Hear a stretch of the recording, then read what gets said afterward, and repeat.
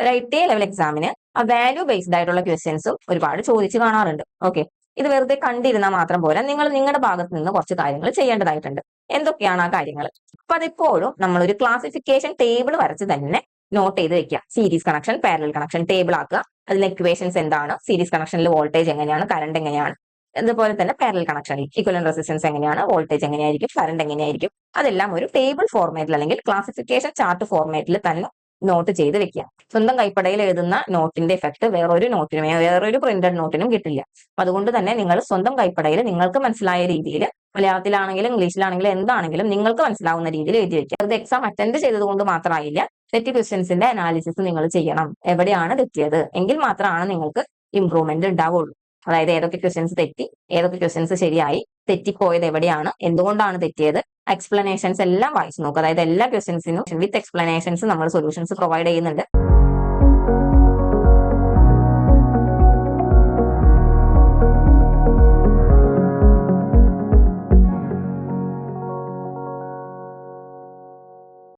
നമസ്കാരം, സ്കോർ അക്കാദമിയിലേക്ക് ഏവർക്കും സ്വാഗതം. KSEB ഇലക്ട്രിസിറ്റി വർക്കറുടെ നോട്ടിഫിക്കേഷൻ വന്നു. നമ്മൾ പഠനം സ്റ്റാർട്ട് ചെയ്ത് കഴിഞ്ഞു. ഇതുവരെ പഠിച്ചതും ഇനി പഠിക്കാനുള്ളതും അതാണ് നമ്മുടെ ഇന്നത്തെ സെഷൻ. അതായത് ഇതുവരെ നമ്മൾ എന്തൊക്കെ കാര്യങ്ങളാണ് പഠിച്ചത്, അതിന്റെ ഒരു അവലോകനവും, അതുപോലെ ഇനി വരുന്ന വീക്കിൽ നമുക്ക് എന്തൊക്കെ കാര്യങ്ങളാണ് നമുക്ക് പഠിക്കാനുള്ളത്, അതാണ് നമ്മൾ ഇന്നത്തെ സെഷനിൽ പറയാനായിട്ട് ഉദ്ദേശിച്ചിരിക്കുന്നത്. കേരള PSCയുടെ ITA ലെവൽ എക്സാമിനെ പറ്റി പറയുകയാണെങ്കിൽ, ആ സിലബസ് കംപ്ലീറ്റ്ലി കവർ ചെയ്തത് കൊണ്ടോ അല്ലെങ്കിൽ നിമിയുടെ ടെക്സ്റ്റ് ബുക്ക് മാത്രം കംപ്ലീറ്റ്ലി പഠിച്ചത് കൊണ്ടോ നിങ്ങളുടെ പഠനം പൂർണ്ണമായെന്ന് പറയാനായിട്ട് സാധിക്കില്ല. നമുക്ക് ഈ KSEB ഇലക്ട്രിസിറ്റി വർക്കറിൽ ഡിഫറെന്റ് കാറ്റഗറിയിലുള്ള സ്റ്റുഡൻസ് ഉണ്ട്. ആദ്യമായിട്ട് PSC എക്സാം എഴുതുന്ന കാറ്റഗറിയിലുള്ള സ്റ്റുഡൻസ് ഉണ്ട്. അതുപോലെ തന്നെ പഠനം കഴിഞ്ഞ് ഒരുപാട് ഗ്യാപ്പ് വന്നതിന് ശേഷം വീണ്ടും പഠിക്കാനിരിക്കുന്ന സ്റ്റുഡൻസ് ഉണ്ട്. അതുപോലെ കോൺസെപ്റ്റ് അത്രത്തോളം തറോ അല്ലാത്ത സ്റ്റുഡൻസ് ഉണ്ട്. അങ്ങനെ ഡിഫറെന്റ് കാറ്റഗറിയിലുള്ള സ്റ്റുഡൻസ് ഉണ്ട്. ഈ എല്ലാ കാറ്റഗറിയിലും പെട്ട സ്റ്റുഡൻസിന് ഫോളോ ചെയ്യാൻ പറ്റുന്ന രീതിയിലാണ് നമ്മൾ ഈ KSEB ഇലക്ട്രിസിറ്റി വർക്കറിന്റെ കോഴ്സ് സ്ട്രക്ചർ ചെയ്തിരിക്കുന്നത്. സോ ഈ ഒരു വീഡിയോയിൽ നമ്മൾ എങ്ങനെയാണ് ഒരു സ്ട്രക്ചേർഡ് ആയിട്ട് ഓർഡേർഡ് ആയിട്ട് നമ്മൾ പഠിക്കേണ്ടത്, എക്സാമിന് തയ്യാറെടുക്കേണ്ടത് എന്നതിനെ പറ്റി പറയുന്ന ഒരു സെഷൻ ആണ്.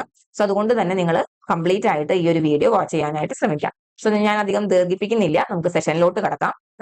ആദ്യമായിട്ട് എന്താണ് ഈ വീഡിയോയിലുള്ളത്, അല്ലെങ്കിൽ എന്തിനാണ് നിങ്ങൾ ഈ വീഡിയോ കാണുന്നത് എന്നതിന്റെ ഒരു ഇതാണ് നിങ്ങൾ ഈ കാണുന്നത്. അതായത് നമ്മൾ ഇതിൽ കവർ ചെയ്യാൻ പോകുന്നത് എന്തൊക്കെയാണ് ഇതുവരെ നിങ്ങൾ പഠിച്ചതെന്ന് നമ്മൾ പറയും. അതായത് ഏതൊക്കെ ടോപ്പിക്കുകൾ അല്ലെങ്കിൽ ക്ലാസ്സിലെ ഏതൊക്കെ വിഷയങ്ങൾ അല്ലെങ്കിൽ ഏതൊക്കെ വീഡിയോസ് ആണ് നമ്മൾ കവർ ചെയ്തത് ഈ 2 ആഴ്ചയിൽ, അത് നമ്മൾ പറയുന്നുണ്ടാവും. അതുപോലെ തന്നെ ഈ വീഡിയോസ് നിങ്ങൾ വാച്ച് ചെയ്യുമ്പോൾ നിങ്ങൾ എന്താണ് ചെയ്യേണ്ടത്, അതായത് ഓരോ വീഡിയോ കാണുമ്പോഴും നിങ്ങളുടെ ഭാഗത്ത് നിന്ന് നിങ്ങൾ എന്തൊക്കെയാണ് നോട്ട് ചെയ്ത് വെക്കേണ്ടത്, എന്തൊക്കെ നോട്ട് ചെയ്യേണ്ട, എന്തൊക്കെ മെമ്മറൈസ് ചെയ്യണം, എന്തൊക്കെ ടേബിൾ ഫോർമാറ്റിൽ ചാർട്ട് ചെയ്യണം, അല്ലെങ്കിൽ എന്തൊക്കെ ഷോർട്ട് നോട്ടിൽ ഇൻക്ലൂഡ് ചെയ്യണം, അങ്ങനത്തെ കാര്യങ്ങളെല്ലാം നമ്മൾ പറഞ്ഞു തരുന്നതായിരിക്കും. അതുപോലെ തന്നെ ഓരോ സെഷൻ കഴിയുമ്പോഴും അല്ലെങ്കിൽ ഓരോ മൊഡ്യൂൾ കഴിയുമ്പോഴും നിങ്ങൾ കുറച്ച് കാര്യങ്ങൾ ചെയ്യേണ്ടതായിട്ടുണ്ട്. എന്നാൽ മാത്രമാണ് നമുക്ക് ആ ഫൈനൽ എക്സാം വരുന്നത് വരെ അല്ലെങ്കിൽ എക്സാം വരെ കൺസിസ്റ്റന്റ് ആയിട്ട് നമുക്ക് ആ റിവിഷനും പ്രാക്ടീസും ഒക്കെ കൊണ്ടുപോകാനായിട്ട് സാധിക്കുള്ളൂ. അപ്പൊ അതിനായിട്ട് നിങ്ങൾ ഫോളോ ചെയ്യേണ്ട കുറച്ച് കാര്യങ്ങളുണ്ട്, അതും നമ്മളിവിടെ പറയുന്നുണ്ടായിരിക്കും. അതിനുശേഷം നമ്മൾ ലാസ്റ്റ് ഈ വീക്കിൽ എന്തൊക്കെ കാര്യങ്ങളാണ് നിങ്ങൾ പഠിക്കേണ്ടത് അല്ലെങ്കിൽ എന്തൊക്കെ കാര്യങ്ങളാണ് കവർ ചെയ്യേണ്ടത് എന്ന് നമ്മൾ പറയും. ഈ ഒരു രീതിയിലാണ് നമ്മൾ ഇന്നത്തെ സെഷൻ പ്ലാൻ ചെയ്തിരിക്കുന്നത്. സോ നമുക്ക് സെഷനിലോട്ട് കിടക്കാം. ഇതാണ് കേരള PSCയുടെ ITA എക്സാമിന്റെ സിലബസിലെ ഫസ്റ്റ് 2 മൊഡ്യൂൾ ആയിട്ട് വരുന്നത്. ആക്ച്വലി നമ്മുടെ കോഴ്സിലെ മൊഡ്യൂളിന്റെ കാറ്റഗറൈസേഷൻ ഈ ഒരു രീതിക്കല്ല. അതായത് ഫസ്റ്റ് മൊഡ്യൂളിൽ നമ്മുടെ കോഴ്സ് പ്രകാരം ഫസ്റ്റ് മൊഡ്യൂളിൽ നമ്മൾ ഈ 2 മൊഡ്യൂളിൽ നിന്നും കൂടെ വരുന്ന ബേസിക് കോൺസെപ്റ്റുകളെ എല്ലാം കമ്പൈൻ ചെയ്താണ് ഫസ്റ്റ് മൊഡ്യൂൾ ക്രിയേറ്റ് ചെയ്തിരിക്കുന്നത്. അതായത് നമ്മൾ ഏതൊരു കാര്യം പഠിക്കുമ്പോഴും അതിന് നമുക്ക് മുന്നേ പഠിച്ച കാര്യമായിട്ട് റിലേറ്റ് ചെയ്യാനായിട്ട് സാധിക്കും. അതായത് ഒരു കാര്യം പഠിച്ചു, ദെൻ അതുമായിട്ട് റിലേറ്റ് ചെയ്തിട്ട് വേണം നെക്സ്റ്റ് ഒരു സംഭവം പഠിക്കാനായിട്ട്. അങ്ങനെ റിലേറ്റ് ചെയ്ത് പഠിച്ചില്ല എന്നുണ്ടെങ്കിൽ നമുക്ക് ആ കോൺസെപ്റ്റ് കംപ്ലീറ്റ് ആയിട്ട് മനസ്സിലാവാതെയും വരും. അതുപോലെ തന്നെ നമ്മൾ പഠിച്ച കാര്യങ്ങൾ മറന്നു പോകാനൊക്കെ അത് ഇടവരുത്തും. നമ്മൾ എപ്പോഴും ഒരു ഓർഡേർഡ് ആയിട്ട് റിലേറ്റ് ചെയ്ത് ഓരോ ടോപ്പിക്കുകളെ പഠിക്കുകയാണ് എന്നുണ്ടെങ്കിൽ അത് നമ്മുടെ കോൺസെപ്റ്റ് കൂടുതൽ ക്ലിയർ ആക്കാനും അതുപോലെ തന്നെ കാര്യങ്ങളെല്ലാം ഓർത്തിരിക്കാനും നമ്മളെ ഹെൽപ്പ് ചെയ്യും. അപ്പൊ അതുകൊണ്ട് തന്നെയാണ് നമ്മൾ ഈ ഒരു മൊഡ്യൂൾ കാറ്റഗറൈസേഷൻ ഫോളോ ചെയ്യാതെ ഒരു റിലേറ്റഡ് ആയിട്ടുള്ള ടോപ്പിക്കുകളെ വെച്ചിട്ട് മൊഡ്യൂളിന്റെ ഒരു റീസ്ട്രക്ചറിങ് ചെയ്തിരിക്കുന്നത്. അപ്പൊ ഏതൊക്കെ ടോപ്പിക്കാണ് നമ്മൾ ഇതിന് കവർ ചെയ്തേന്നുള്ളത് ഞാൻ ആദ്യം ഒന്ന് പറയാം. ഓക്കെ അല്ലേ? അപ്പൊ ഫണ്ടമെന്റൽ മൊഡ്യൂൾ 1 ബേസിക് ഇലക്ട്രിസിറ്റിയിൽ നമ്മൾ കവർ ചെയ്തത് ഫണ്ടമെന്റൽ ഓഫ് ഇലക്ട്രിസിറ്റി കവർ ചെയ്തതാണ്. Then flux and soldering techniques cover ചെയ്തതാണ്. ദെൻ അതുപോലെ property of resistance, conductor, insulator, semiconductor, ഇത്ര ടോപ്പിക്ക് നമ്മൾ കവർ ചെയ്തു ഫസ്റ്റ് മൊഡ്യൂളിൽ നിന്ന്. ദെൻ സെക്കൻഡ് മൊഡ്യൂളിൽ നിന്ന് Ohm's law and Kirchhoff law, then effect of variation of temperature on resistance, then losses of resistance. ഇത്ര കാര്യങ്ങളാണ് നമ്മൾ സെക്കൻഡ് മൊഡ്യൂളിൽ നിന്ന് കവർ ചെയ്തിരിക്കുന്നത്. സോ ഈ രണ്ട് മൊഡ്യൂളിൽ നിന്നായിട്ട് ഇത്രത്തോളം ടോപ്പിക്സ് ആണ് നമ്മൾ ഈ 2 വീക്കിൽ കവർ ചെയ്തത്. അപ്പൊ നമുക്ക് നോക്കുമ്പോൾ തന്നെ അറിയാം ഈ loss of resistance, temperature dependence on resistance എന്നുള്ളതൊക്കെ ഈ പ്രോപ്പർട്ടി ഓഫ് റെസിസ്റ്റൻസുമായിട്ട് നമുക്ക് റിലേറ്റ് ചെയ്യാൻ പറ്റുന്ന കാര്യങ്ങളാണ്. അപ്പൊ അതുകൊണ്ടാണ് നമ്മൾ ആ ഒരു റിലേറ്റീവ് സ്റ്റഡി പോസിബിൾ ആവാനായിട്ടാണ് നമ്മൾ ആ ഒരു മൊഡ്യൂളിന്റെ റീസ്ട്രക്ചറിങ് ചെയ്തിരിക്കുന്നത്. ക്ലിയർ അല്ലേ? ഇനി നമ്മൾ ഈ വിട്ടുപോയ കാര്യങ്ങൾ പറയുകയാണെന്നുണ്ടെങ്കിൽ types and wires and cables, types of wires and cables എന്നുള്ള ടോപ്പിക് നമ്മൾ വരുന്ന മൊഡ്യൂളിൽ ഡിസ്കസ് ചെയ്യുന്നുണ്ട്. ഓക്കെ അല്ലേ?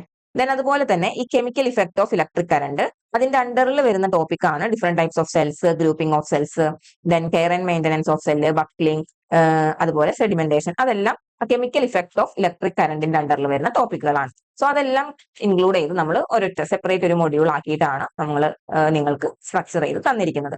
അപ്പൊ എന്താണെങ്കിലും ഈ നമ്മൾ കവർ ചെയ്യാത്ത ഈ ടോപ്പിക്കുകളെല്ലാം വരും മൊഡ്യൂൾസിൽ നമ്മൾ കവർ ചെയ്യുന്നുണ്ടായിരിക്കും. സോ ഈ ഫസ്റ്റ് 2 മൊഡ്യൂളിൽ നിന്നായിട്ട് നമ്മൾ കവർ ചെയ്തിരിക്കുന്ന കാര്യങ്ങളാണ് നമ്മൾ ഈ എഴുതി വെച്ചിരിക്കുന്നത്. ക്ലിയർ അല്ലേ? സോ നമുക്കറിയാം ഫസ്റ്റ് മൊഡ്യൂളിൽ നിന്ന് 10 മാർക്കാണ്, സെക്കൻഡ് മൊഡ്യൂളിൽ നിന്ന് 10 മാർക്കാണ്.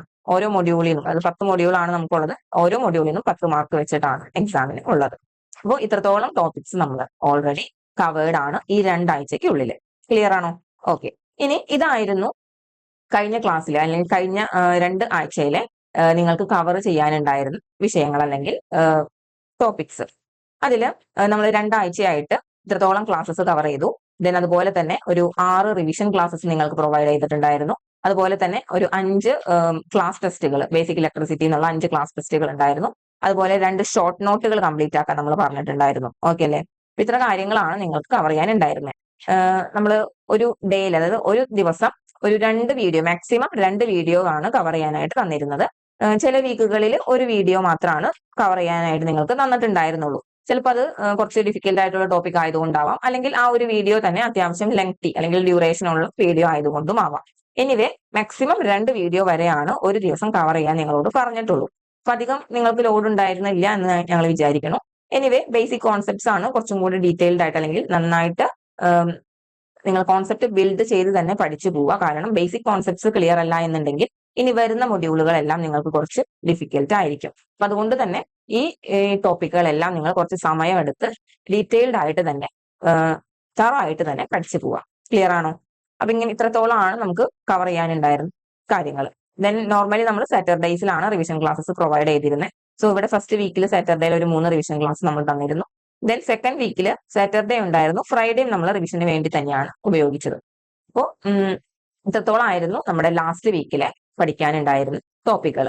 ഇനി നമ്മൾ പറഞ്ഞത് ഇതാണ്, ഓരോ വീഡിയോയും നിങ്ങൾ കാണുമ്പോൾ അല്ലെങ്കിൽ ഓരോ ക്ലാസ്സും കവർ ചെയ്യുമ്പോൾ നിങ്ങൾ ചെയ്യേണ്ട കുറച്ച് കാര്യങ്ങളുണ്ട്.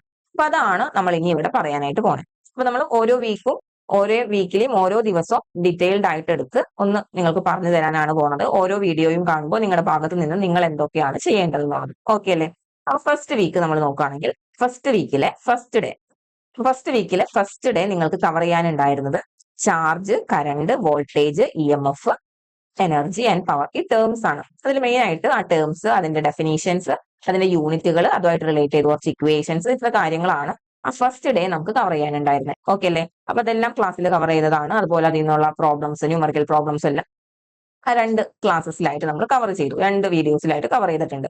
ഇത് വെറുതെ കണ്ടിരുന്നാൽ മാത്രം പോലെ നിങ്ങൾ നിങ്ങളുടെ ഭാഗത്ത് നിന്ന് കുറച്ച് കാര്യങ്ങൾ ചെയ്യേണ്ടതായിട്ടുണ്ട്. എന്തൊക്കെയാണ് ആ കാര്യങ്ങൾ? അതാണ് ഞാനിനി പറയാൻ പോണേ. അപ്പൊ ഇങ്ങനെ ഓരോ വീഡിയോ കാണുമ്പോഴും വെറുതെ കണ്ടുപോയത് കൊണ്ട് കാര്യമില്ല. എന്താണ്, നിങ്ങൾ നിങ്ങളുടേതായ രീതിയിൽ കുറച്ച് കാര്യങ്ങൾ ചെയ്യണം. എന്നാൽ മാത്രമാണ് നമ്മൾ ആ വിചാരിച്ച ഒരു വിജയം നമ്മൾക്ക് കൈപ്പിടിയിലാക്കാനായിട്ട് പറ്റുള്ളൂ. അപ്പൊ അതുകൊണ്ട് തന്നെ ഈ ഫസ്റ്റ് വീക്കിൽ ഫസ്റ്റ് ഡേയിലെ വീഡിയോസ് കണ്ടു കഴിഞ്ഞിട്ട് നിങ്ങൾ ചെയ്യേണ്ട കാര്യം എന്താണ്? നിങ്ങൾ ആദ്യം തന്നെ ആ കംപ്ലീറ്റ് നോട്ട് അല്ലെങ്കിൽ കംപ്ലീറ്റ് ക്ലാസ്സിൽ കാണുന്ന PPT ഫുൾ ആയിട്ട് പകർത്തി വെക്കേണ്ട ആവശ്യമൊന്നുമില്ല. ഷോർട്ട് നോട്ടാണ് നിങ്ങൾ എപ്പോഴും പ്രിപ്പയർ ചെയ്യേണ്ട കാര്യമുള്ളൂ. ഓക്കെ. അല്ലാതെ ഫുൾ എഴുതി വെച്ച് പിന്നെ നിങ്ങൾ റിവൈസ് ചെയ്യാൻ നേരത്തെ നിങ്ങൾക്ക് കൂടുതൽ ബുദ്ധിമുട്ടാണ്. അപ്പൊ നിങ്ങൾ ക്ലാസ് കണ്ടിരിക്കുക, അതിൽ നിന്ന് അത്യാവശ്യമായിട്ട് ഉള്ള കാര്യങ്ങൾ ഷോർട്ട് നോട്ടായിട്ട് എഴുതി വെക്കാം. ഒന്നാമത്തെ കാര്യം, ഡെഫിനേഷൻസ് നിങ്ങൾക്ക് അറിയില്ല എന്നുണ്ടെങ്കിൽ ഒന്ന് നോട്ട് ചെയ്ത് വെച്ചോ. ഡെഫിനേഷൻസ് ഒന്ന് നോട്ട് ചെയ്യാം. അതിലും ഇമ്പോർട്ടന്റ് ആയിട്ട് നോട്ട് ചെയ്യേണ്ട കാര്യമാണ് യൂണിറ്റ്, അതുപോലെ തന്നെ ഓരോന്നിന്റെ ഇക്വേഷൻസ്. യൂണിറ്റ് ആൻഡ് ഇക്വേഷൻസ് ആണ് ഏറ്റവും ഇമ്പോർട്ടന്റ് ആയിട്ടുള്ള കാര്യങ്ങൾ. അത് നോട്ട് ചെയ്ത് വെച്ചേ പറ്റൂ. ഓക്കെ അല്ലേ? നോട്ട് ചെയ്ത് വെക്കുക, എന്തെങ്കിലും ബോക്സിലാക്കി വെക്കുകയാണെങ്കിൽ അങ്ങനെ പെട്ടെന്ന് കാണുന്ന രീതിയിലായിരിക്കണം യൂണിറ്റ്സും ഇക്വേഷൻസും ഈ ഓരോ ടേംസിന്റെയും. ഓക്കെ അല്ലേ? ഇനി അതുപോലെ തന്നെ ആ 2 ക്ലാസ്സിലായിട്ട് നമ്മൾ കുറച്ച് പ്രോബ്ലംസ്, ന്യൂമറിക്കൽ പ്രോബ്ലംസ് അതിൽ സോൾവ് ചെയ്തിട്ടുണ്ടായിരിക്കും. ആ സോൾവ് ചെയ്യുമ്പോൾ ചുമ്മാ അത് വീഡിയോ കണ്ടിരിക്കാതെ നിങ്ങൾ നോട്ടിൽ സ്വന്തമായിട്ട് തന്നെ അതോട് സാറിന്റെ ഒപ്പം തന്നെ ചെയ്യാം. അല്ലാന്നുണ്ടെങ്കിൽ നിങ്ങൾക്ക് ഒരിക്കലും ആ സ്പീഡ് അറ്റൈൻ ചെയ്യാനായിട്ട് പറ്റില്ല. എക്സാം പോയിന്റ് ഓഫ് വ്യൂവിൽ ടൈം മാനേജ്മെന്റ് ഒരു പ്രശ്നമായിട്ട് വരും. അപ്പോൾ ആദ്യമേ തന്നെ ക്ലാസ്സിന്റെ ഒപ്പം തന്നെ വീഡിയോ പ്രോബ്ലംസ് അറ്റൻഡ് ചെയ്യാനായിട്ട് ശ്രമിക്കുക നിങ്ങൾ. അതാണ് പിന്നത്തെ കാര്യം. അപ്പൊ ഫസ്റ്റ് ഡേ അങ്ങനെ കഴിഞ്ഞു. ദെൻ സെക്കൻഡ് ഡേയില് പഠിക്കാനായിട്ട് അല്ലെങ്കിൽ പറഞ്ഞിരുന്ന കാര്യം എന്ന് പറയുന്നത് എന്തായിരുന്നു? Ohm's law. Then Ohm's law ആയിട്ട് റിലേറ്റ് ചെയ്ത് വരുന്ന ആളാണ് resistance, resistivity, conductance, conductivity. Okay അല്ലേ? ദെൻ അതുപോലെ തന്നെ അതിൽ കുറച്ച് ഇമ്പോർട്ടന്റ് ആയിട്ടുള്ള അലോയ്സിന്റെ കാര്യം പറയുന്നുണ്ടായിരുന്നു. Then temperature coefficient of resistance. ഇത്ര കാര്യങ്ങളാണ് സെക്കൻഡ് ഡേയിലെ ആ 2 വീഡിയോയിലായിട്ട് നമ്മൾ കവർ ചെയ്തത്. ഓക്കെ അല്ലേ? അപ്പൊ അത് കണ്ടു കഴിഞ്ഞു. അതിൽ നിന്ന് നിങ്ങൾ എന്താ ചെയ്യണ്ടേ? അതിലും ചെയ്യേണ്ട കാര്യം എന്ന് പറയുന്നത് ലോ പറഞ്ഞല്ലോ, ആ ലോ ഓർത്തിരിക്കണം. ലോ ഇമ്പോർട്ടന്റ് ആണ്. ദെൻ അതുപോലെ തന്നെ ഈ റെസിസ്റ്റൻസ്, റെസിസ്റ്റിവിറ്റി, കണ്ടക്ടൻസ്, കണ്ടക്ടിവിറ്റി പറഞ്ഞപ്പോൾ നമ്മൾ കുറച്ച് ഇമ്പോർട്ടന്റ് ആയിട്ടുള്ള എലമെന്റ്സ് പറഞ്ഞിട്ടുണ്ട്. സിൽവർ, കോപ്പർ, അലുമിനിയം, ഗോൾഡ്, അങ്ങനെ ഇമ്പോർട്ടന്റ് ആയിട്ട് പറഞ്ഞ ആ കുറച്ച് എലമെന്റ്സിന്റെ atomic number, valence electrons, then എന്താ റെസിസ്റ്റിവിറ്റി, അങ്ങനെ കുറച്ച് കാര്യങ്ങൾ പഠിക്കാനായിട്ട് സാർ പറഞ്ഞിട്ടുണ്ട്. ഒരു ടേബിൾ ഫോർമാറ്റിൽ പറഞ്ഞിട്ടുണ്ട്. ഇത് നിങ്ങൾ ബൈഹാർട്ട് ചെയ്ത് അല്ലെങ്കിൽ എങ്ങനെയാണ് ഓർത്തിരിക്കാൻ പറഞ്ഞിരിക്കുന്നത് ആ രീതിയിൽ പഠിക്കാം. അപ്പൊ അതെന്താണെങ്കിലും പഠിക്കണം, നോട്ട് ചെയ്ത് വെക്കാം. ക്ലിയർ അല്ലേ? അതുപോലെ ഇമ്പോർട്ടന്റ് ആയിട്ടുള്ള അലോയ്സ് ഒരു 3 4 ഒക്കെ പറഞ്ഞിട്ടുണ്ട്. അപ്പൊ അതിന്റെ തന്നെ എന്തൊക്കെയാണോ മെൽറ്റിംഗ് പോയിന്റ് അല്ലെങ്കിൽ എന്തൊക്കെയാണോ അതിന്റെ കാര്യങ്ങൾ ഓർത്തിരിക്കാൻ പറഞ്ഞിരിക്കുന്നത്, കോമ്പോസിഷൻ പറഞ്ഞിട്ടുണ്ടായിരിക്കും ആ അലോയ്സിന്റെ. അപ്പൊ അങ്ങനെ ഓർത്തിരിക്കാൻ പറഞ്ഞിട്ടുള്ള കാര്യങ്ങൾ അതേപടി നിങ്ങൾ പഠിച്ചു വെക്കുക. കാരണം ഒരു ITA ലെവൽ എക്സാമിന് ആ വാല്യൂ ബേസ്ഡ് ആയിട്ടുള്ള ക്വസ്റ്റ്യൻസും ഒരുപാട് ചോദിച്ചു കാണാറുണ്ട്. ഓക്കെ, ഇന്ന എലമെന്റിന്റെ ആറ്റോമിക് നമ്പർ എന്താണ്, അല്ലെങ്കിൽ വാലൻസ് ഇലക്ട്രോൺസ് എന്താണ്, അല്ലെങ്കിൽ റെസിസ്റ്റിവിറ്റി എത്രയാണ്, അങ്ങനത്തെ ക്വസ്റ്റ്യൻസ് എല്ലാം ചോദിക്കാം. മെൽറ്റിംഗ് പോയിന്റ് എത്രയാണ്, കോമ്പോസിഷൻ എന്താണ്, അങ്ങനെ വാല്യൂ ബേസ്ഡ് ആയിട്ടുള്ള ക്വസ്റ്റ്യൻസ് എപ്പോഴും ITA ലെവൽ എക്സാംസിന് ചോദിക്കാറുണ്ട്. അപ്പൊ അതുകൊണ്ട് തന്നെ ആ വാല്യൂസ് എല്ലാം അല്ലെങ്കിൽ പറഞ്ഞിരിക്കുന്ന വാല്യൂസ് എല്ലാം ബൈഹാർട്ട് ചെയ്ത് പഠിച്ചേ പറ്റൂ. അപ്പൊ അതാണ് നമ്മൾ പറഞ്ഞ ഇമ്പോർട്ടന്റ് ആയിട്ടുള്ള വാല്യൂസ് എല്ലാം നിങ്ങളൊന്ന് പഠിച്ചു വെക്കണം. ക്ലിയർ ആണോ? അതാണ് സെക്കൻഡ് ഡേയിൽ. ദെൻ തേർഡ് ഡേയിൽ നമ്മൾ പറഞ്ഞത് series and parallel combination of resistors ആയിരുന്നു. ഓക്കെ അല്ലേ? അതിൽ എന്താണ് സീരീസ് കണക്ഷനും പാരലൽ കണക്ഷനും 2 ടൈപ്പ് ഓഫ് കണക്ഷൻ ആണ്. അപ്പൊ അതെപ്പോഴും നമ്മൾ ഒരു ക്ലാസിഫിക്കേഷൻ ടേബിൾ വരച്ച് തന്നെ നോട്ട് ചെയ്ത് വെക്കുക. Series connection, parallel connection table ആക്കുക. അതിലെ ഇക്വേഷൻസ് എന്താണ്, സീരീസ് കണക്ഷനിൽ വോൾട്ടേജ് എങ്ങനെയാണ്, കറണ്ട് എങ്ങനെയാണ്, അതുപോലെ തന്നെ പാരലൽ കണക്ഷനിൽ ഈക്വലന്റ് റെസിസ്റ്റൻസ് എങ്ങനെയാണ്, വോൾട്ടേജ് എങ്ങനെയായിരിക്കും, കറണ്ട് എങ്ങനെയായിരിക്കും, അതെല്ലാം ഒരു ടേബിൾ ഫോർമാറ്റിൽ അല്ലെങ്കിൽ ക്ലാസിഫിക്കേഷൻ ചാർട്ട് ഫോർമാറ്റിൽ തന്നെ നോട്ട് ചെയ്ത് വെക്കുക. അപ്പൊ നിങ്ങൾക്ക് പെട്ടെന്ന് അത് സ്ട്രൈക്ക് ചെയ്യും റിവൈസ് ചെയ്യുന്ന സമയത്തൊക്കെ. ഓക്കെ ആണോ? അപ്പൊ അതാണ് തേർഡ് ഡേ നമ്മൾ കവർ ചെയ്തത്. ദെൻ ഫോർത്ത് ഡേയിൽ കിർച്ചോഫ് ലോസും അതുപോലെ തന്നെ ബൾബ് റിലേറ്റഡ് ആയിട്ടുള്ള കുറച്ച് ക്വസ്റ്റ്യൻസ് ആയിരുന്നു ഫോർത്ത് ഡേ നമ്മൾ കവർ ചെയ്തത്. അപ്പൊ ഇവിടെയും എഗൈൻ ലോ ആണ്. അപ്പൊ 2 ലോസ് ഉണ്ട് കിർച്ചോഫ് ലോസ് എന്ന് പറയുമ്പോൾ. അപ്പൊ ആ ലോസ് എന്താണ് പറയുന്നത്, അതിന്റെ ഇക്വേഷൻസ് ഉണ്ടെങ്കിൽ അത്, അതുപോലെ തന്നെ ബൾബ് റിലേറ്റഡ് ആയിട്ടുള്ള പ്രോബ്ലംസ് പറഞ്ഞപ്പോൾ അതിലും കുറച്ച് ഇക്വേഷൻസ് കാര്യങ്ങളുണ്ട്. അപ്പൊ അതും ഒന്ന് നിങ്ങൾ നോട്ട് ചെയ്ത് വെക്കുക. അല്ലാതെ കംപ്ലീറ്റ് എല്ലാം എഴുതി വെക്കണം എന്നല്ല, നിങ്ങൾക്ക് ഇമ്പോർട്ടന്റ് ആണെന്ന് തോന്നുന്ന ഈ പറഞ്ഞിരിക്കുന്ന കാര്യങ്ങളെങ്കിലും മിനിമം നിങ്ങൾ നോട്ട് ചെയ്ത് വെച്ചിട്ടുണ്ടായിരിക്കണം. ഓക്കെ അല്ലേ? ഓക്കെ. ദെൻ ലാസ്റ്റ് ഫിഫ്ത്ത് ഡേയില് നമ്മൾ ഈ മുന്നത്തെ 4 ദിവസങ്ങളിലായിട്ട് കവർ ചെയ്ത ടോപ്പിക്സിന്റെ ക്വസ്റ്റ്യൻ ഡിസ്കഷൻ ആണ് നമ്മൾ കൊടുത്തിരുന്നത് അല്ലെങ്കിൽ തന്നിരുന്നത് പഠിക്കാനായിട്ട്. അപ്പൊ അതിൽ നിന്ന് ക്വസ്റ്റ്യൻ ഡിസ്കഷൻ വീഡിയോസും അതുപോലെ തന്നെ റിവിഷൻ വീഡിയോസും ഒക്കെ നിങ്ങൾ വരുമ്പോൾ നിങ്ങൾ ശ്രദ്ധിക്കേണ്ട കാര്യം എന്ന് പറയുന്നത്, നിങ്ങൾ ഓൾറെഡി പഠിച്ച പോർഷൻസിൽ നിന്നുള്ള ക്വസ്റ്റ്യൻ ഡിസ്കഷനും അല്ലെങ്കിൽ റിവിഷനും ആണ് നമ്മൾ പറയുന്നത്. അപ്പോൾ ആ സമയത്ത് നിങ്ങൾ വീഡിയോ ഒന്ന് പോസ് ചെയ്തിട്ട്, അതായത് പ്രോബ്ലംസ് ചെയ്യുന്ന സമയത്ത് വീഡിയോ പ്രോബ്ലം വന്നു കഴിയുമ്പോൾ ആ ക്വസ്റ്റ്യൻ എഴുതിയെടുക്കുക. ക്വസ്റ്റ്യൻ എഴുതിയെടുത്തതിന് ശേഷം വീഡിയോ ഒന്ന് പോസ് ചെയ്യാം. പോസ് ചെയ്തതിന് ശേഷം നിങ്ങൾ സ്വന്തമായിട്ട് ആ ഒരു പ്രോബ്ലം ചെയ്ത് നോക്കി നോക്കുക. ഓക്കെ ആണോ? അപ്പൊ ചെയ്ത് നോക്കി കംപ്ലീറ്റ് ആയി, ചിലപ്പോൾ ആൻസർ കിട്ടാം, ചിലപ്പോൾ ആൻസർ കിട്ടിയില്ല. എനിവേ ചെയ്ത് നോക്കുക, സ്വന്തമായിട്ട് ചെയ്ത് നോക്കുക. ഇതിന് ആൻസർ കിട്ടിയാലും കിട്ടിയില്ലെങ്കിലും എങ്ങനെയാണ് ആ വീഡിയോയിൽ സാർ പ്രോബ്ലം ചെയ്തിരിക്കുന്നത് എന്ന് കാണാം. ആൻസർ കറക്റ്റ് ആണോ, ആൻസർ കറക്റ്റ് അല്ലേ എന്നുള്ളത് നോക്കുക. ഓക്കെ, ആൻസർ കറക്റ്റ് ആയാലും, കറക്റ്റ് ആയില്ലെങ്കിൽ നമ്മൾ എന്താണെങ്കിലും സാർ ചെയ്ത മെത്തേഡ് എന്താണെന്നുള്ളത് നോക്കും. കറക്റ്റ് ആയി കഴിഞ്ഞാൽ നിങ്ങൾ ചിലപ്പോൾ ആ മെത്തേഡ് ആ ക്വസ്റ്റ്യൻ സ്കിപ്പ് ചെയ്ത് പിന്നത്തെ ക്വസ്റ്റ്യനിലോട്ട് പോകും. പക്ഷെ അങ്ങനെ ഒരിക്കലും ചെയ്യരുത്. നിങ്ങളുടെ ആൻസർ കറക്റ്റ് ആണെങ്കിലും സാർ ഏത് മെത്തേഡ് ആണ് അവിടെ ഫോളോ ചെയ്തത് എന്ന് നോക്കുക. കാരണം നിങ്ങൾ ചെയ്തത് ചിലപ്പോൾ ലെങ്തി സ്റ്റെപ്പുകളായിരിക്കും, അല്ലെങ്കിൽ ലെങ്തി ആയിട്ടായിരിക്കാം നിങ്ങൾ ആ ഒരു ആൻസറിലോട്ട് എത്തിയത്. പക്ഷെ സാർ ചിലപ്പോൾ അതിനെന്തെങ്കിലും ഈസി മെത്തേഡുകൾ പറയുന്നുണ്ടായിരിക്കാം.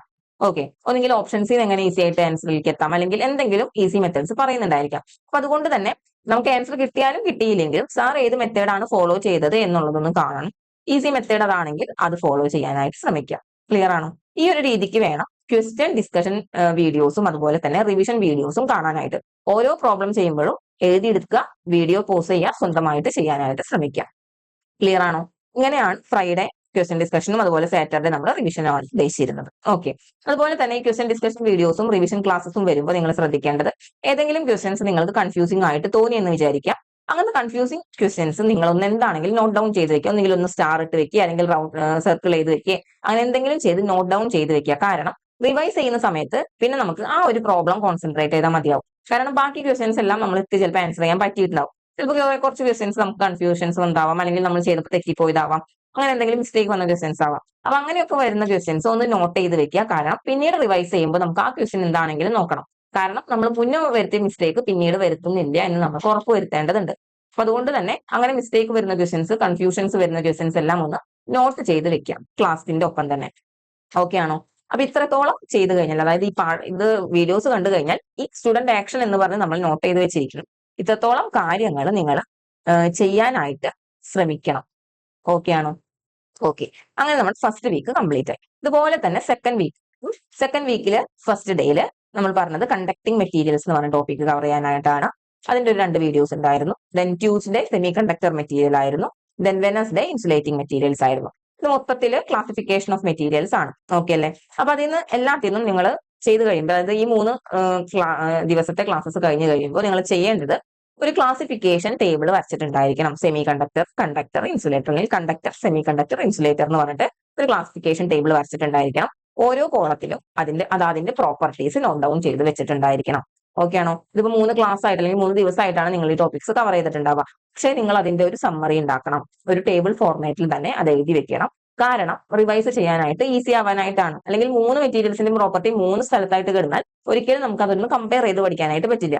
ഇതെപ്പോഴും കമ്പയർ ചെയ്ത് പഠിക്കേണ്ട കാര്യമാണ്. കണ്ടക്ടറിന്റെ പ്രോപ്പർട്ടി, സെമി കണ്ടക്ടറിന്റെ പ്രോപ്പർട്ടി, ഇൻസുലേറ്ററിന്റെ പ്രോപ്പർട്ടി. അതുകൊണ്ട് തന്നെ ടേബിൾ ഫോർമാറ്റിലാക്കിയിട്ട് തന്നെ ഈ ഒരു സെഷൻ ഞാൻ പഠിക്കാം. അപ്പൊ അതാണ് നിങ്ങൾ അവിടെ നിന്ന് ചെയ്യേണ്ട കാര്യം. അതുപോലെ തന്നെ ഇതിൽ മെറ്റീരിയൽസിൽ valence electrons, atomic number, resistivity അതൊക്കെ പഠിക്കാനായിട്ട് പറഞ്ഞിട്ടുണ്ടായിരിക്കും. ഏതൊക്കെ എലമെന്റ്സിന്റെ ആണോ പഠിക്കാൻ പറഞ്ഞിരിക്കുന്നത് ആ എലമെന്റ്സിന്റെ നോട്ട് ചെയ്ത് വെച്ച് പഠിക്കാം. ക്ലിയർ ആണോ? ദെൻ ഫോർത്ത് ഡേ നമ്മൾ കവർ ചെയ്യാൻ പറഞ്ഞത് സോൾഡറിംഗ് ടെക്നിക്സ് ആണ്. Soldering techniques full theory topic ആണ്. അതിൽ കുറച്ച് വാല്യൂസ് പഠിക്കാനുണ്ടാവും.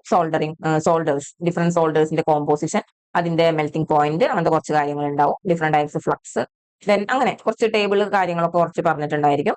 അത് ബൈ ഹാർട്ട് ചെയ്ത് പഠിക്കുക. തിയറി ടോപ്പിക് ആണ്, ഈസി ആണ്. എന്നാൽ ക്വസ്റ്റ്യൻസ് അതിൽ നിന്ന് ഓൾറെഡി ചോദിക്കാറുണ്ട്. മിനിമം 1 or 2 ക്വസ്റ്റ്യൻസ് ആ ഒരു ടോപ്പിക്കിൽ നിന്ന് ITI ലെവൽ എക്സാംസിന് ചോദിക്കാറുണ്ട്. അപ്പൊ അതുകൊണ്ട് തന്നെ ഇത്രയാണ് അത് ആ ടേബിൾസ് എല്ലാം പഠിക്കാനായിട്ട് ശ്രമിക്കാം. ഇത്രയാണ് നമ്മൾ 2 വീക്കിലായിട്ട് കവർ ചെയ്തു പോയ കാര്യങ്ങൾ. അപ്പോൾ ഇത്ര ടോപ്പിക്സ് ആണ് നമ്മൾ നമ്മുടെ ഫസ്റ്റ് മൊഡ്യൂളിൽ ഇൻക്ലൂഡ് ചെയ്തിരുന്നത്. കേരള PSCയുടെ സിലബസ് അനുസരിച്ച് ഇത് ഫസ്റ്റ് 2 മൊഡ്യൂളിൽ നിന്നുള്ള ടോപ്പിക്കുകളാണ് എന്നുള്ളത് നമ്മൾ പറഞ്ഞു. ഇപ്പോൾ നമ്മൾ ഫസ്റ്റ് വീക്കിൽ പഠിച്ച ഈ ടോപ്പിക്കുകളെല്ലാം സെക്കൻഡ് മൊഡ്യൂളിൽ നിന്ന് വന്ന ടോപ്പിക്കുകളായിരുന്നു കേരള PSCയുടെ സിലബസ് അനുസരിച്ച്. ഇത് ഫസ്റ്റ് മൊഡ്യൂളിലെ ആയിരുന്നു. സെക്കൻഡ് വീക്കിൽ നമ്മൾ കവർ ചെയ്തതെല്ലാം ഫസ്റ്റ് മൊഡ്യൂളിലെ ടോപ്പിക്സ് ആയിരുന്നു. എനിവേ നമ്മുടെ കാറ്റഗറൈസേഷൻ അനുസരിച്ച് ഫസ്റ്റ് മൊഡ്യൂൾ ആണ് നമ്മൾ ഫസ്റ്റ് 2 വീക്കിലായിട്ട് കവർ ചെയ്ത് പോയത്. ക്ലിയർ ആണോ? Then Friday Saturday revision classes ആണ് നമ്മൾ തന്നിരുന്നത്. റിവിഷൻ ക്ലാസ്സസിലെല്ലാം എപ്പോഴും നിങ്ങൾ ശ്രദ്ധിക്കുക, ക്വസ്റ്റ്യൻസ് സ്വന്തമായിട്ട് തന്നെ ചെയ്ത് നോക്കാനായിട്ട് ശ്രമിക്കുക. ഓക്കെ അല്ലേ? ഓക്കെ. ദെൻ ഈ 2 വീക്കിന്റെ എൻഡിൽ നമ്മൾ പിന്നെ ഒരു 2 ടെസ്റ്റുകൾ തന്നിരുന്നു. 2 ടെസ്റ്റുകളല്ല, മൊത്തത്തിൽ ഒരു 5 ടെസ്റ്റുകൾ ബേസിക് ഇലക്ട്രിസിറ്റിയുടെ ഭാഗത്തു നിന്നും തന്നിരുന്നു. അതും അറ്റംപ്റ്റ് ചെയ്ത് നോക്കുക തന്നെ വേണം. ഇനി ഇത്രയാണ് നമ്മുടെ ഒരു ക്ലാസ് കണ്ടിട്ട് നിങ്ങൾ ചെയ്യേണ്ട കാര്യങ്ങളായിരുന്നത്. ഓക്കെ അല്ലേ? ഇനി മൊത്തത്തിൽ, അതായത് ഏതൊരു മൊഡ്യൂൾ നിങ്ങൾ പഠിക്കുകയാണെങ്കിലും അല്ല ഏതൊരു വീക്കിലെ പഠനം കഴിഞ്ഞു കഴിഞ്ഞാലും നിങ്ങൾ ചെയ്യേണ്ട കുറച്ച് കാര്യങ്ങളുണ്ട്. അതായത് ഇത് എപ്പോഴും നിങ്ങൾ ഫോളോ ചെയ്യേണ്ടതാണ്. അതായത് ഇപ്പോൾ ഒരു പുതുതായിട്ട് പഠിക്കുന്ന കുട്ടി ആയിക്കോട്ടെ, അതായത് ഇപ്പോൾ ഈ 2 വീക്ക് നിങ്ങൾ കവർ ചെയ്തില്ല, ഇന്ന് തൊട്ടാണ് പഠിക്കാൻ സ്റ്റാർട്ട് ചെയ്തിട്ടുള്ളൂ എന്ന് വിചാരിക്കാം. പിന്നെ ഇപ്പൊ നമ്മൾ ഫോളോ ചെയ്യുന്നത്, അല്ലെങ്കിൽ ഇപ്പൊ നമ്മൾ എത്തി നിൽക്കുന്നത് വീക്ക് 3യിലാണ്. അപ്പൊ വീക്ക് 3യുടെ ഷെഡ്യൂളാണ് ഇപ്പൊ നമ്മൾ ഫോളോ ചെയ്യാം. അപ്പൊ പുതുതായിട്ട് വരുന്ന ആളാണെങ്കിൽ ഈ വീക്ക് 3 തൊട്ട് അല്ല പഠിക്കേണ്ടത്, വീക്ക് 1 തൊട്ട് തന്നെ അവൻ പഠനം സ്റ്റാർട്ട് ചെയ്യണം. കാരണം നമ്മൾ പറഞ്ഞു റിലേറ്റീവ് ടോപ്പിക്കുകളാണ്. തുടക്കത്തിലെ ടോപ്പിക്കുകൾ മിസ്സായി പോയി കഴിഞ്ഞാൽ ഒരിക്കലും നിങ്ങൾക്ക് ഫോളോ ചെയ്യാനായിട്ട് എളുപ്പമായിരിക്കില്ല ഇനി വരുന്ന ക്ലാസ്സസ്. അപ്പൊ അതുകൊണ്ട് തന്നെ എപ്പോൾ പഠനം സ്റ്റാർട്ട് ചെയ്യുന്ന ആളാണെങ്കിലും എപ്പോഴും പഠിച്ചു തുടങ്ങേണ്ടത് വീക്ക് 1ൽ നിന്ന് തന്നെയാണ്. ആ ഒരു ഓർഡറിൽ തന്നെ നിങ്ങൾ പഠിക്കാനായിട്ട് ശ്രമിക്കുക. അങ്ങനെ പഠിച്ചാൽ മാത്രമാണ് നിങ്ങൾ പ്രതീക്ഷിക്കുന്ന ഒരു വിജയം നിങ്ങൾക്ക് കൈവരിക്കാൻ പറ്റുള്ളൂ. അപ്പൊ അതുകൊണ്ട് തന്നെ എപ്പോൾ പഠിച്ചു കഴിയുമ്പോഴും, എപ്പോൾ ഒരു മൊഡ്യൂൾ കഴിഞ്ഞു അല്ലെങ്കിൽ ഒരു ആഴ്ചയിലത്തെ പഠനം കഴിഞ്ഞു കഴിയുമ്പോൾ ഒരു സൺഡേ അല്ലെങ്കിൽ സാറ്റർഡേ നിങ്ങൾ അഗൈൻ അതൊന്ന് റിവൈസ് ചെയ്യണം. അതായത് റിവിഷൻ വളരെ ഇമ്പോർട്ടന്റ് ആയിട്ടുള്ള കാര്യമാണ്. അപ്പൊ നിങ്ങളുടെ ഭാഗത്ത് നിന്ന് ആദ്യമായിട്ട് ഞങ്ങൾ പ്രതീക്ഷിക്കുന്നത്, അല്ലെങ്കിൽ നിങ്ങൾ എന്താണെങ്കിലും നിർബന്ധമായിട്ടും ചെയ്യേണ്ട കാര്യമാണ് റിവിഷൻ എന്ന് പറയുന്നത്. ഒരു വീക്കിലെ പഠനം കഴിഞ്ഞു, ആ പഠിച്ച കാര്യങ്ങളൊന്നും കൂടെ റിവൈസ് ചെയ്യാം. ഒരു മൊഡ്യൂൾ കംപ്ലീറ്റ് ആയി, അഗൈൻ ആ പഠിച്ച കാര്യങ്ങളൊന്നും കൂടെ ഒന്ന് റിവൈസ് ചെയ്യാം. അങ്ങനെ റിവൈസ് ചെയ്യാനായിട്ടാണ് നമ്മൾ എപ്പോഴും ഒരു ഷോർട്ട് നോട്ട്, ചെറിയൊരു ഷോർട്ട് നോട്ട്, അതായത് ക്ലാസ് കണ്ടപ്പോൾ ഡീറ്റെയിൽഡ് ആയിട്ട് എഴുതിയ നോട്ടൊന്നും വേണമെന്നില്ല. എപ്പോഴും ഒരു 2 നോട്ട്ബുക്ക് നിങ്ങൾ കയ്യിൽ വെച്ച ഒരു സബ്ജക്റ്റിന്, അതായത് ക്ലാസ് കാണുമ്പോൾ നോട്ട് ഡൗൺ ചെയ്യാനും അത് കഴിഞ്ഞ് അത് എഗൈൻ ഒന്ന് റിവൈസ് ചെയ്യുമ്പോൾ നിങ്ങൾക്ക് ഒന്നും കൂടെ ഷോർട്ട് ആയിട്ട് എഴുതാൻ തോന്നും, അതായത് ഇമ്പോർട്ടന്റ് ആയിട്ടുള്ള കാര്യങ്ങൾ മാത്രം എക്സാമിന് പോകുമ്പോൾ നോക്കാൻ എന്നുള്ള രീതിയിൽ. അപ്പൊ അങ്ങനെ നോട്ട് ചെയ്യാൻ ഒരു സെപ്പറേറ്റ് ഒരു ചെറിയ നോട്ട്ബുക്കും കൂടെ ഒന്ന് കയ്യിൽ വെക്കാം.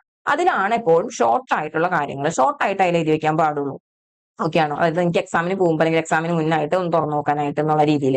ഓക്കെ ആണോ? അപ്പൊ റിവൈസ് ചെയ്യുമ്പോൾ നമുക്ക് ആ പഠിച്ച കാര്യങ്ങൾ ഒന്നും കൂടെ ഒന്ന് ക്യാപ്സ്യൂൾ പരുവത്തിലാക്കി കൊണ്ടുവരാനായിട്ട് സാധിക്കും. അപ്പൊ എപ്പോഴും റിവിഷൻ എപ്പോഴും ഇമ്പോർട്ടന്റ് ആണ്. റിവൈസ് ചെയ്തുകൊണ്ടേയിരിക്കുക പഠിച്ച കാര്യങ്ങൾ. ഓക്കെ ആണോ? അപ്പോൾ അതാണ് ആദ്യത്തെ കാര്യം. പിന്നത്തെ കാര്യമാണ് പ്രാക്ടീസ്.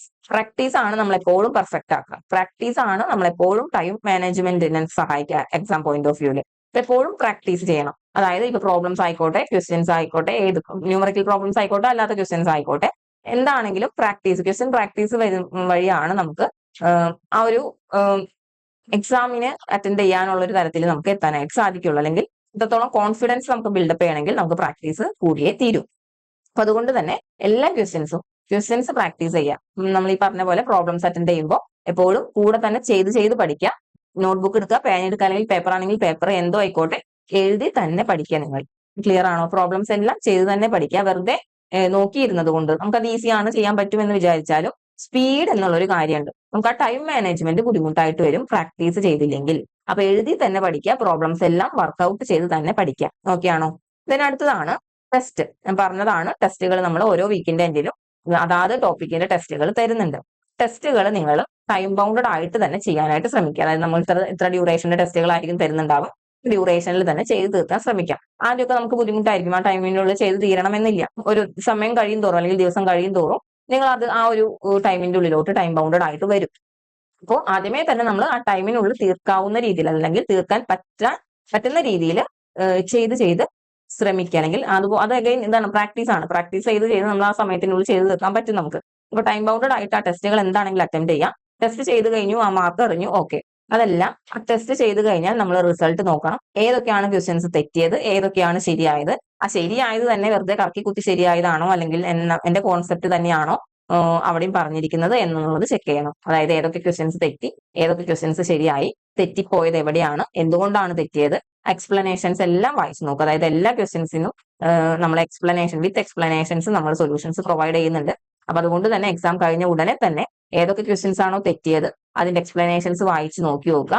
ശരിയായതാണെങ്കിലും കറക്കിക്കുത്തി ശരിയായതാണെങ്കിലും അതിന്റെയും എക്സ്പ്ലനേഷൻസ് വായിച്ച് നോക്കുക. അല്ലാതെ വെറുതെ എക്സാം അറ്റൻഡ് ചെയ്തത് കൊണ്ട് മാത്രമായില്ല, തെറ്റി ക്വസ്റ്റ്യൻസിന്റെ അനാലിസിസ് നിങ്ങൾ ചെയ്യണം. എവിടെയാണ് തെറ്റിയത് എങ്കിൽ മാത്രമാണ് നിങ്ങൾക്ക് ഇംപ്രൂവ്മെന്റ് ഉണ്ടാവുള്ളൂ. ഓക്കെ ആണോ? അതുപോലെ തന്നെ നമ്മുടെ ടെസ്റ്റുകൾ എത്ര തവണ വേണമെങ്കിലും നിങ്ങൾക്ക് റീ അറ്റംപ്റ്റ് ചെയ്യാനായിട്ട് പറ്റും. അപ്പോൾ വൺസ് അറ്റംപ്റ്റ് ചെയ്തു, നിങ്ങൾക്ക് വിചാരിച്ച സ്കോർ കിട്ടിയില്ല എന്നുണ്ടെങ്കിൽ വീണ്ടും ആ പോർഷൻസ് എല്ലാം ഒന്ന് റിവൈസ് ചെയ്യുക. എഗെയിൻ ആ ടെസ്റ്റ് തന്നെ വീണ്ടും നമുക്ക് അറ്റൻഡ് ചെയ്യാം.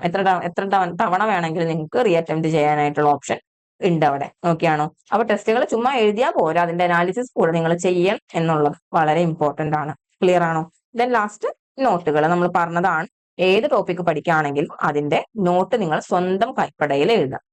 ഓക്കെ, സ്വന്തം കൈപ്പടയിൽ എഴുതുന്ന നോട്ടിന്റെ എഫക്ട് വേറൊരു പ്രിന്റഡ് നോട്ടിനും കിട്ടില്ല. അപ്പൊ അതുകൊണ്ട് തന്നെ നിങ്ങൾ സ്വന്തം കൈപ്പടയിൽ നിങ്ങൾക്ക് മനസ്സിലായ രീതിയിൽ, മലയാളത്തിലാണെങ്കിലും ഇംഗ്ലീഷിലാണെങ്കിലും എന്താണെങ്കിലും നിങ്ങൾക്ക് മനസ്സിലാവുന്ന രീതിയിൽ എഴുതി വെക്കുക. നിങ്ങൾക്ക് വേണ്ടിയുള്ള നോട്ടാണ് അത്. നിങ്ങൾക്ക് മനസ്സിലാവാൻ വേണ്ടിയുള്ള നോട്ടാണ്, നിങ്ങൾക്ക് റിവൈസ് ചെയ്യാൻ വേണ്ടിയുള്ള നോട്ടാണ്. അപ്പൊ അതുകൊണ്ട് നിങ്ങൾക്ക് മനസ്സിലാവുന്ന രീതിയിൽ എഴുതി വെക്കുക. നോട്ട് എഴുതണം എന്നുള്ളത് ഇമ്പോർട്ടന്റ് ആണ്. ഓക്കെ ആണോ? അപ്പൊ ഏതൊരു സെഷൻ കഴിയുമ്പോഴും അല്ലെങ്കിൽ ഏതൊരു സെഷനിലും നിങ്ങൾ ഈ ഒരു 4 കാര്യങ്ങൾ ഓർക്കുക.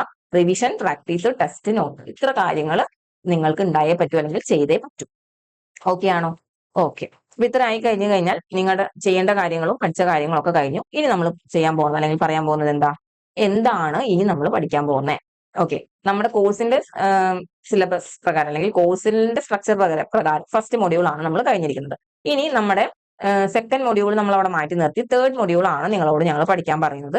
അതാണ് ഓൾട്ടർനേറ്റിംഗ് കറണ്ട്. നമ്മുടെ അതായത് കോഴ്സിലെ സ്ട്രക്ചർ പ്രകാരം ഇതാണ് നമ്മൾ തേർഡ് മൊഡ്യൂൾ ആയിട്ട് ഇട്ടിരിക്കുന്നത്. അത് ഇതിലെ ഫോർത്ത് മൊഡ്യൂൾ ആണ്. കേരള PSC യുടെ സിലബസ് പ്രകാരം അത് ഫോർത്ത് മൊഡ്യൂൾ ആണ്.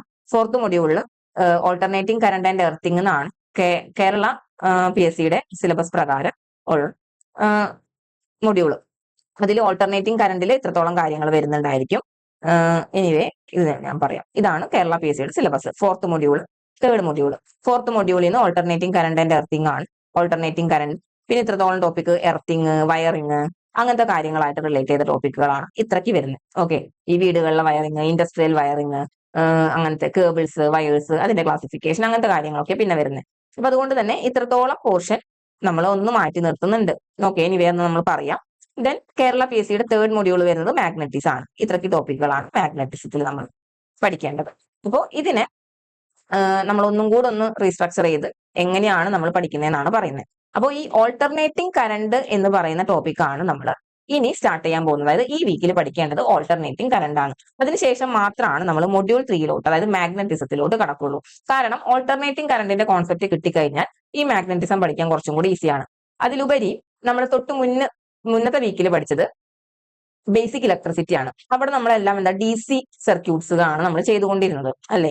അപ്പൊ ഇനി DC സർക്യൂട്ട്സ് കഴിഞ്ഞാൽ പിന്നെ AC സർക്യൂട്ട്സ്, അതാണ് അതിന്റെ ഒരു ഓർഡർ.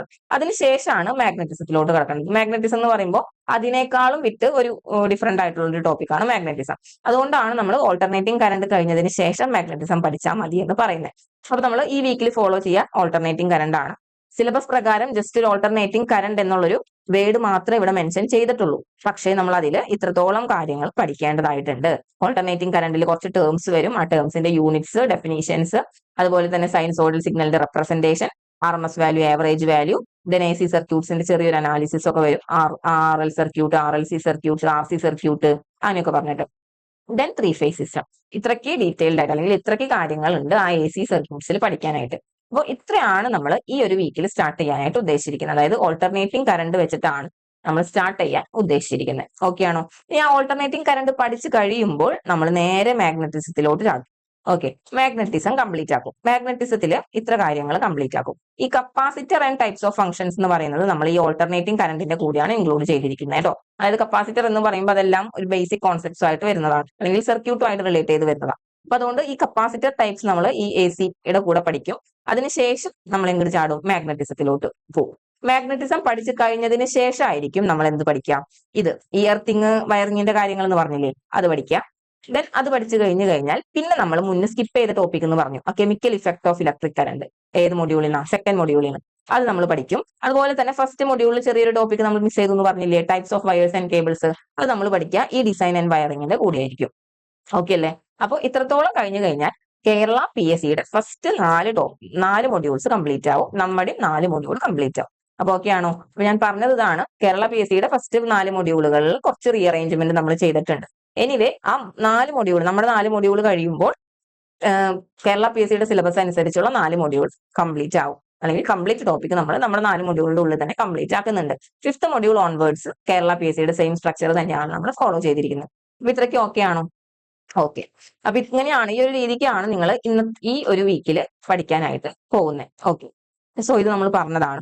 ദെൻ ഇതാണ് നമ്മുടെ വീക്ക് 3യുടെ ഷെഡ്യൂൾ, ഡീറ്റെയിൽഡ് ആയിട്ടുള്ള ഷെഡ്യൂൾ. അതായത് 5 ദിവസമായിട്ട് 5 വീഡിയോ ആണ് നിങ്ങൾ കവർ ചെയ്യേണ്ടതുള്ളൂ. അതിന്റെ ഒന്നാമത്തെ റീസൺ എന്ന് പറയുന്നത്, ചിലപ്പോൾ AC ഫണ്ടമെന്റൽസ് എന്ന് പറയുമ്പോൾ നിങ്ങൾക്ക് DC സർക്യൂട്ട് പോലെ അത്രത്തോളം ഈസി ആയിട്ട് ഫോളോ ചെയ്യാൻ പറ്റണം എന്ന് ഇല്ല. പറ്റുന്നില്ലെങ്കിൽ നിങ്ങൾക്കൊന്ന് ഡീറ്റെയിൽഡ് ആയിട്ട് പഠിക്കാനായിട്ടാണ് നമ്മൾ ഇത്രത്തോളം സമയം തന്നിരിക്കുന്നത്. അതായത് ഒരേ വീഡിയോ ഓരോ ദിവസം പഠിച്ചാൽ മതിയാവും. ഓക്കെ അല്ലേ? അതുപോലെ തന്നെ ഇനി നമ്മൾ ലാസ്റ്റ് 2 വീക്ക് കുറച്ച് നിങ്ങൾ ടൈറ്റ് ആയിട്ടാണ് പാക്ക് ചെയ്തിരുന്നത്. ഒരു ദിവസം 2 വീഡിയോ വെച്ചൊക്കെ ഉണ്ടായിരുന്നു. അപ്പൊ അതുകൊണ്ട് തന്നെ അതിലേതെങ്കിലും വീഡിയോസ് നിങ്ങൾക്ക് കവർ ചെയ്യാൻ പറ്റിയിട്ടില്ല എന്നുണ്ടെങ്കിൽ അതും ഈ വീക്കിന്റെ ഉള്ളിൽ തീർക്കാനായിട്ട് ശ്രമിക്കാം. ഓക്കെ, അപ്പൊ അത് ഈ 2 കാര്യങ്ങൾ വിചാരിച്ചിട്ടാണ് നമ്മൾ ഈ ഒരു വീക്ക് നിങ്ങൾ അത്രത്തോളം ലോഡ് ചെയ്യാത്തത്. അപ്പൊ ഒരേ ദിവസം ഒരേ വീഡിയോസേ ഉള്ളൂ. ഡീറ്റെയിൽഡ് ആയിട്ട് കണ്ട് മനസ്സിലാക്കി പഠിക്കാം. ഏതെങ്കിലും വീഡിയോസ് മുന്നത്തെ സ്കിപ്പ് ചെയ്തിട്ടുണ്ടെങ്കിൽ അതും വീണ്ടും കണ്ട് പഠിക്കാം. ഓക്കെ ആണോ? ഇപ്പോൾ ഒരു 5 വീഡിയോസ് വരും. പവർ ഇൻ AC സർക്യൂട്ട്സ് വരെയാണ് നമ്മൾ ലാസ്റ്റ് കംപ്ലീറ്റ് ആക്കുക. അതുപോലെ തന്നെ ഒരു 2 റിവിഷൻ വീഡിയോസ് ഉണ്ട് ഫ്രൈഡേ, സാറ്റർഡേ വാച്ച് ചെയ്യാനായിട്ട്. ഈ റിവിഷൻ ക്ലാസ്സസ് കാണാം. അതോടൊപ്പം തന്നെ നിങ്ങൾ നിങ്ങളുടേതായ രീതിയിൽ റിവൈസ് ചെയ്യണം. ഓക്കെ അല്ലേ? അതിനുശേഷം സൺഡേ ഈ 3 ടെസ്റ്റുകൾ അറ്റംപ്റ്റ് ചെയ്യാം. ഈ 5 ക്ലാസ്സസുമായിട്ട് റിലേറ്റ് ചെയ്തിട്ടുള്ള ടെസ്റ്റുകളാണ് നമ്മൾ ഈ വീക്കിൽ നമ്മൾ കൊടുത്തന്നിരിക്കുന്നത്. അപ്പൊ ആ 3 ടെസ്റ്റുകളും അറ്റൻഡ് ചെയ്യണം. ടെസ്റ്റുകൾ അറ്റൻഡ് ചെയ്യുമ്പോൾ ശ്രദ്ധിക്കേണ്ട കാര്യം നമ്മൾ പറഞ്ഞു. ആൻസർ ചെയ്ത് കഴിഞ്ഞ് മാർക്ക് നോക്കുക, എവിടെയാണോ തെറ്റ് പറ്റിയത് അതിന്റെ അനാലിസിസ് ചെയ്യണം, എക്സ്പ്ലനേഷൻസ് വായിച്ച് നോക്കണം ആൻസറിന്റെ. അപ്പൊ ഇതാണ് നമ്മുടെ ഈ വീക്കിന്റെ 3rd വീക്കിന്റെ പ്ലാൻ എന്ന് പറയുന്നത്. ഓക്കെ ആണോ? അപ്പൊ നല്ല രീതിയിൽ സിസ്റ്റമാറ്റിക് ആയിട്ട് തന്നെ പഠിച്ചു പോവുക. എന്തൊക്കെയാണോ നമ്മൾ പഠിക്കണം എന്ന് പറഞ്ഞത്, അതായത് ആ ഒരു ഓർഡർ നിങ്ങൾ കീപ്പ് ചെയ്യണം എന്ന് പറഞ്ഞു. Revision, practice, test, short note. ഇത്ര കാര്യങ്ങൾ നിങ്ങൾ ഏതൊരു മൊഡ്യൂൾ പഠിക്കുമ്പോഴും ഏതൊരു ടോപ്പിക് പഠിക്കുമ്പോഴും ശ്രദ്ധിക്കുക. Revision, practice, test, note. Clear ആണല്ലോ? നമുക്ക് മറ്റൊരു സെഷനുമായിട്ട് വീണ്ടും കാണാം. Thank you for watching.